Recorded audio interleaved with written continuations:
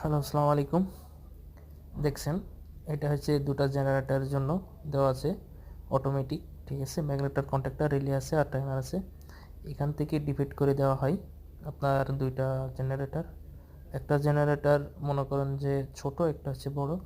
বড়টা যখন হয় তখন দেখছে অটোমেটিক আপনার ম্যানুয়ালি বেকার তুলতে হয়, আর ছোটোটা অটোমেটিক স্টার্ট টাইমিং অনুযায়ী স্টার্ট হয়ে যায়। ঠিক আছে, তো এই হচ্ছে কাজ। তো কাজ, অনেক ধরনের কাজ আছে, বিভিন্ন রকমের কাজ আছে। প্রবাসী জীবনে কাজের কোনো সিস্টেম এবং শেষ নেই। তো যাক, যে যেখান থেকে দেখতেছেন অবশ্যই ভিডিওটা শেয়ার করবেন, কমেন্ট করবেন, জানাবেন ঠিক আছে কেমন হয়েছে কাজ।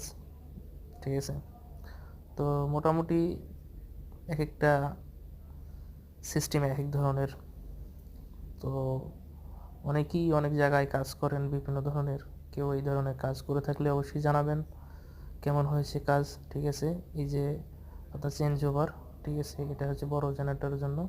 এই ঘরে বড় জেনারেটর রাখা আছে, আর এই যে ছোট জেনারেটরটা। ঠিক আছে, আর ওই যে আপনার বড় ডিপের হচ্ছে বোর্ড।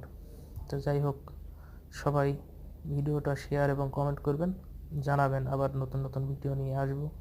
ঠিক আছে, এটা অনেক পুরনো কাজ, মাঝে মধ্যে মেনটেন্যান্স চলে, মাঝে মাঝে করা হয়। ঠিক আছে, এটা হচ্ছে বাসবার এবং রাখা আছে এখানে সব কানেকশন এখানে দেওয়া আছে, দেখতে পাচ্ছেন নিচে পাইপ।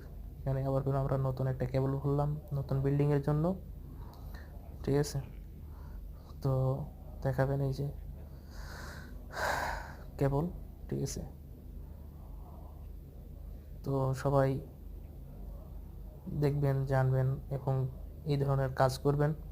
আমি লিবিয়া থেকে বলতেছি, সবাই ভালো থাকবেন, সুস্থ থাকবেন, দোয়া করবেন। আল্লাহ হাফেজ, আসসালামু আলাইকুম।